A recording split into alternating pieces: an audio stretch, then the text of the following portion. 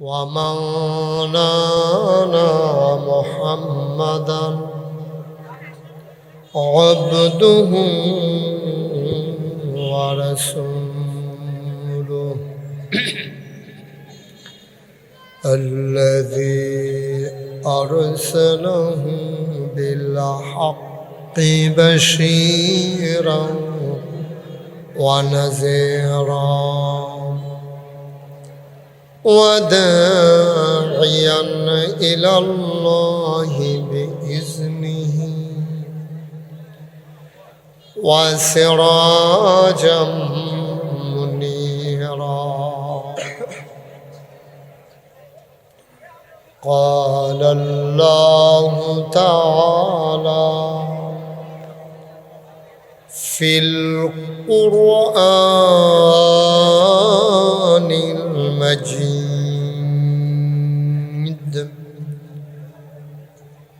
وفي فرقانه الحميد. সবাই পড়ুন أعوذ بالله من الشيطان الرجيم. بسم الله الرحمن الرحيم. يا أيها النبي اتق الله ولا تطع الكافرين والمنافقين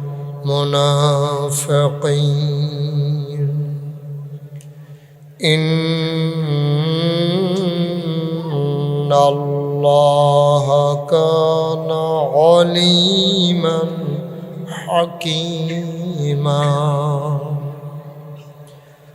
واتبع ما يوحى إليك من ربك إن الله كان بما تعملون خبيرا. وتوكل على الله وكفى بالله وكيلا. إن الله وملائكته يصلون على النبي يا أيها الذين آمنوا صلوا عليه وسلموا تسليما. اللهم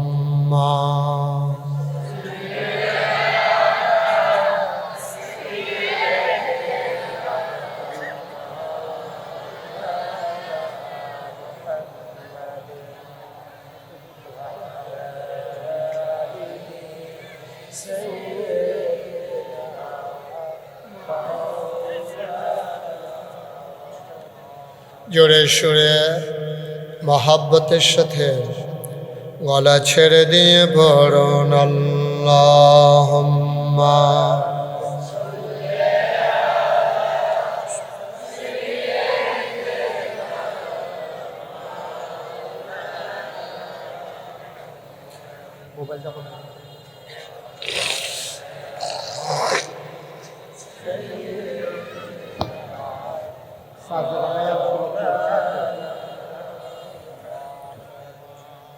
জোরে জোরে পড়ো দরুদ জবান বন্ধ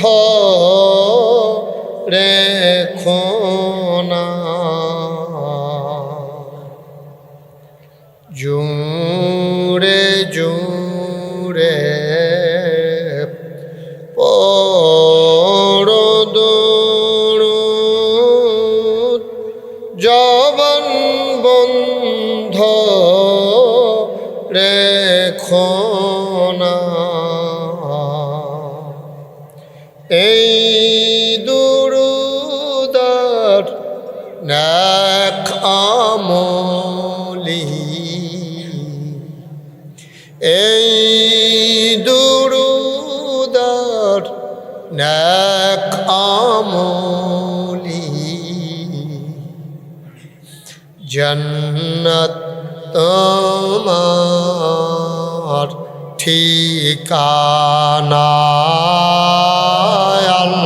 আল্লাহুম্মা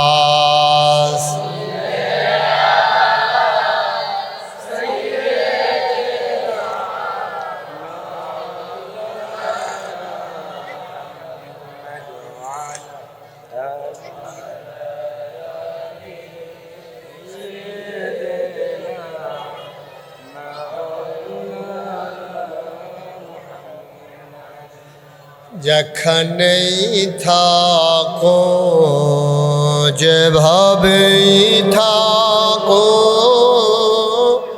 নবীজির দুরূদ ছাইরো না। যেখানেই থাকো যেভাবেই থাকো নবীজির দুরূদ ছাইরো না। নবীজির দুরূদ না ছাড়িলে, নবীজির দুরূদ না ছাড়িলে নবীজি তোমায় ছাড়বে না আল্লাহুম্মা।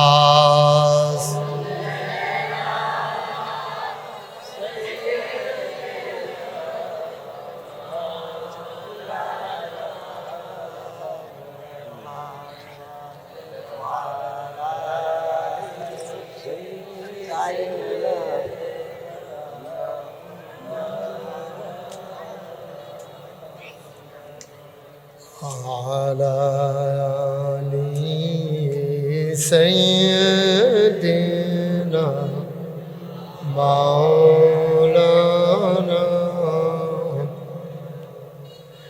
بلغ العلا بكماله كشف الدجى بجماله حسنت جميع خصاله صلوا علیہ۔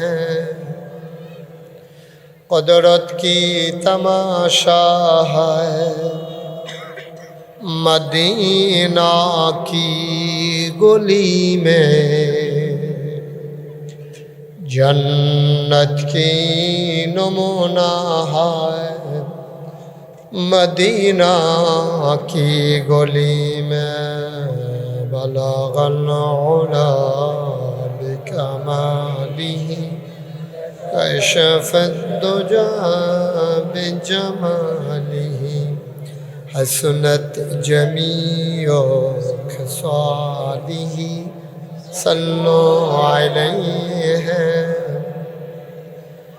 سلموا یا قوم بن صلوا علی صدر الامین مصطفى ما جاء إلا رحمة للعالمين۔ اللهم صل وسلم وبارك عليه، لا إله إلا الله، لا إله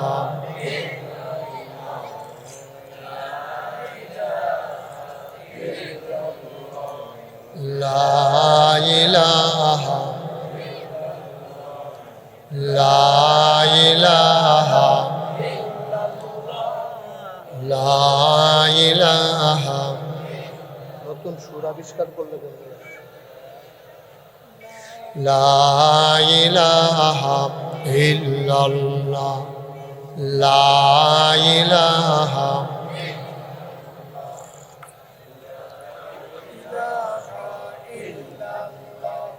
লা ইলাহা লা ইলাহা ইল্লাল্লাহ লা ইলাহা ইল্লাল্লাহ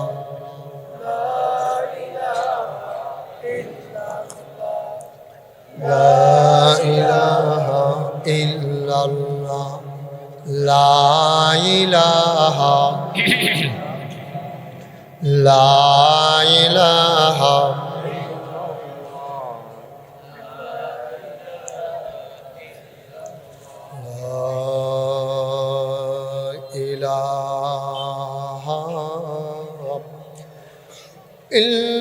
ইল্লাল্লাহ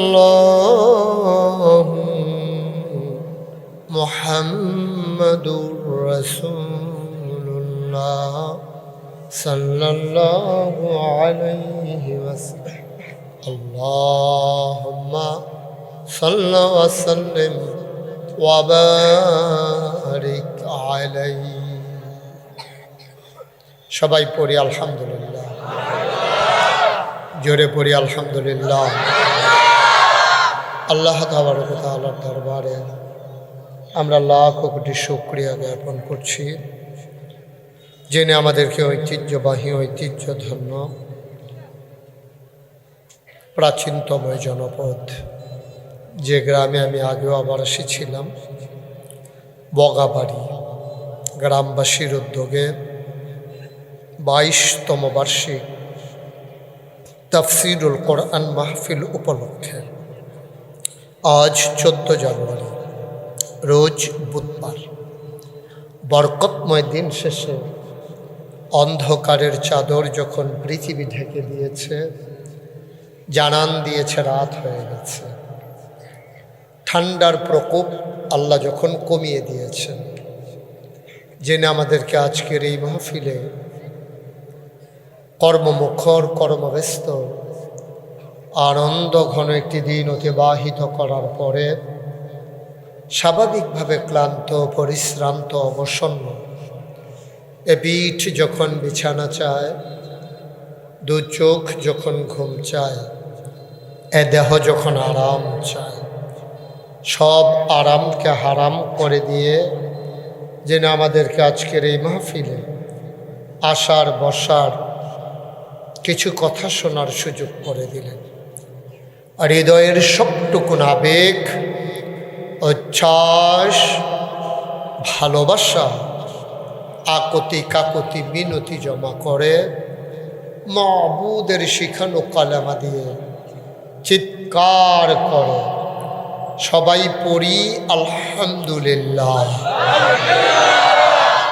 জনাব সাহেবে সদর, আজকের এই মাহফিলের জনাব সভাপতি, বগাবাড়ি বাইতুল আকসা কেন্দ্রীয় জামে মসজিদের সম্মানিত খতিব হাফিজ মুফতি আরিফিন হাজারি সাহেব। আজকের মাহফিলের প্রধান আকর্ষণ, মাগরিবের পর থেকে এশার পূর্ব পর্যন্ত যিনি গুরুত্বপূর্ণ আলোচনা করেছেন, আড়াইবাড়ি ইসলামিয়া সাইদিয়া কামিল মাদ্রাসার সম্মানিত প্রিন্সিপাল, হৃদয়ের কাছের মানুষ, মুফতি আমিনুল ইসলাম সাহেব। আজকের প্রধান অতিথি, যিনি অনেক চেষ্টা করেছেন আসার জন্যে, রাষ্ট্রীয় ব্যাপার তো এক দেশ থেকে আরেক দেশ, যিনি আমার সাথে ফোনে কথা বলেছেন, যে মানুষটি আমার হৃদয়ের অনেকটা জায়গা জুড়ে বাস করে, যার পরিবারের সাথে, যে পরিবারটির সাথে আমার ওতপ্রোত সম্পর্ক, আমার প্রিয় মানুষ, কাছের মানুষ, বিশিষ্ট সমাজসেবক, এই গ্রামের কৃতি সন্তান জনাব মোহাম্মদ আশরাফুল আলম সুহেল। আজকের মাহফিলে উপস্থিত বিশেষ আলোচক বৃন্দ, বিশেষ করে এই মসজিদে যিনি দীর্ঘদিন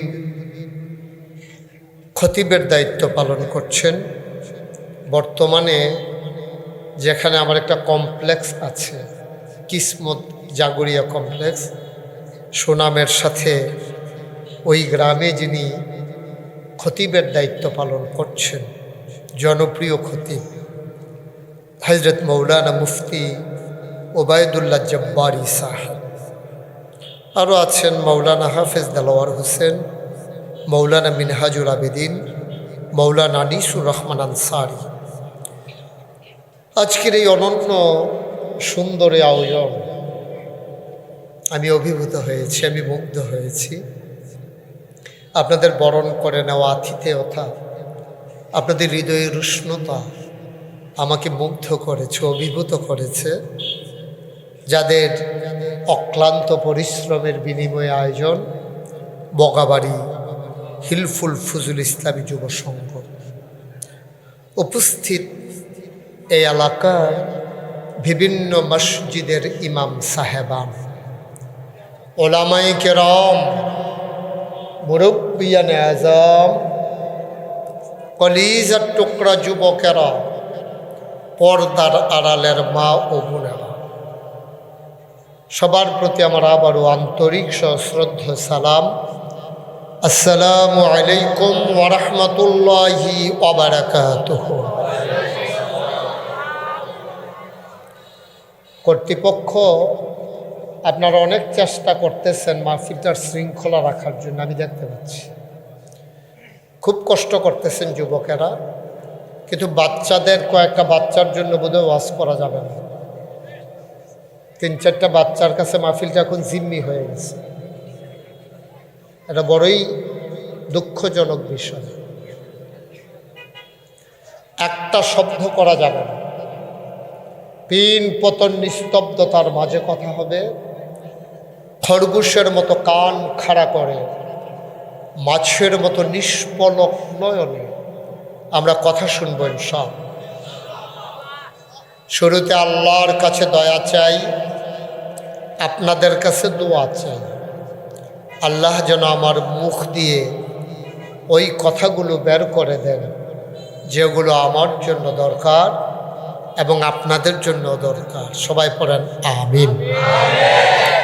বন্ধুগণ, একটা মাহফিল করা যে কত কষ্ট, এটা আপনারা যারা শ্রোতা তারা বুঝবেন না।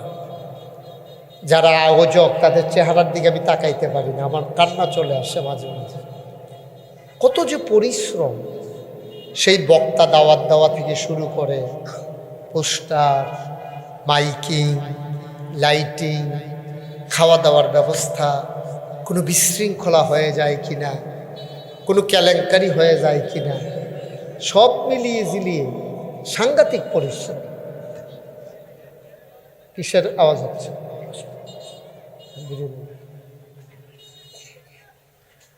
আপনারা যাদের মোবাইলগুলো ধরে রেখেছেন দয়া করে মোবাইলগুলো বন্ধ করুন।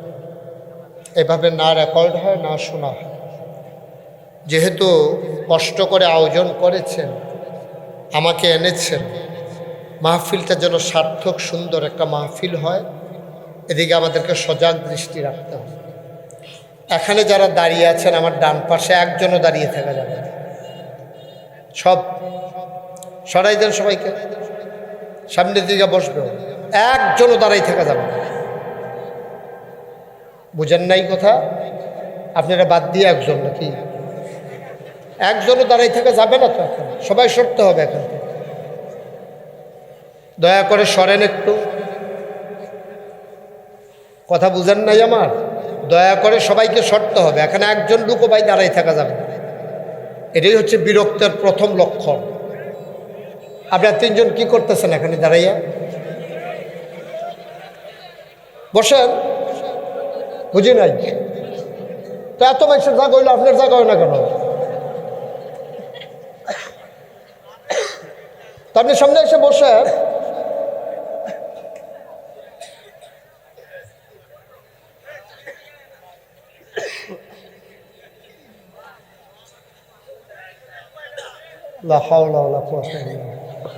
আপনি মাহফিলে পারলেন আমার সাথে এভাবে কথা বলতে? পারলেন আপনি?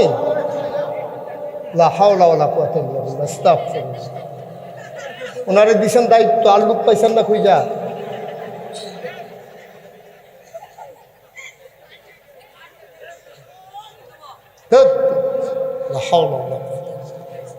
কারে দিছো দায়িত্ব এখন? উনি ধমকাইতেছে আমার কারণ আবার বুঝলাম না বুঝছো।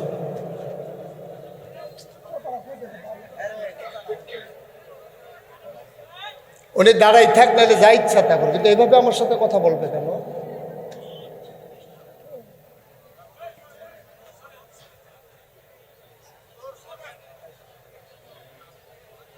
উনি এইভাবে কথা বলতে পারে একজন মানুষের সাথে? আমি কি এমনি আমি মেহমান, আপনারা দাওয়াত দিয়ে আনছেন, উনি আমার ধমকাইতেছে, কি করতেছে আমি বুঝলাম না কিছু। কিভাবে সম্ভব?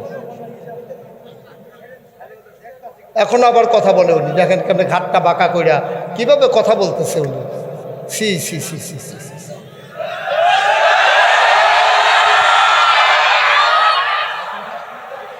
লা হাওলা ওয়ালা কুওয়াতা ইল্লা বিল্লাহ। আস্তাগফিরুল্লাহ।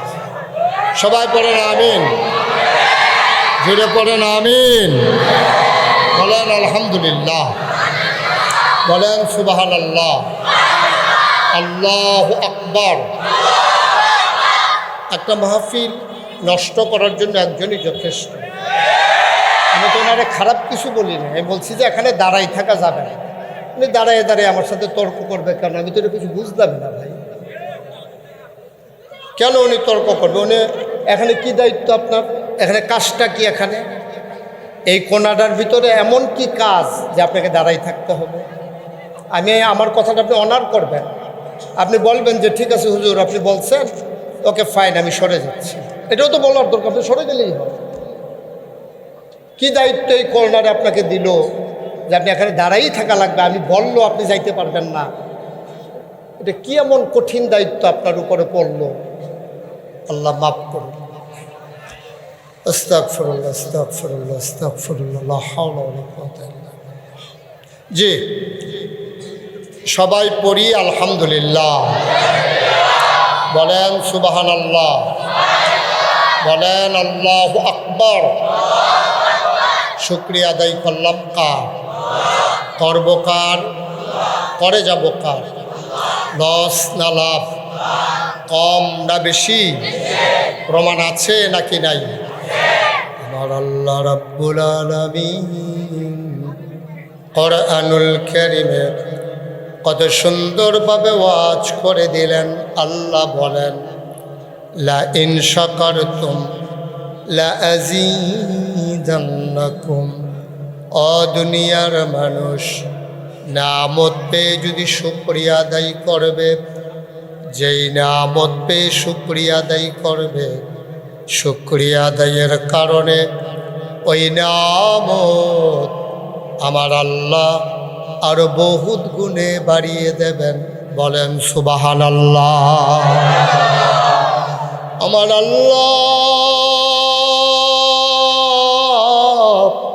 যা বলেন তা করেন নাকি করেন না? কম কম না বেশি বেশি?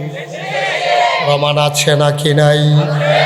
কোরআনুল কারীমে 30 পারায় সূরা বুরুজের শেষ অংশে আল্লাহ কত সুন্দর করে ওয়াজ করে দিলেন। আল্লাহ বলেন ফাআলুল লিমা ইউরিদ।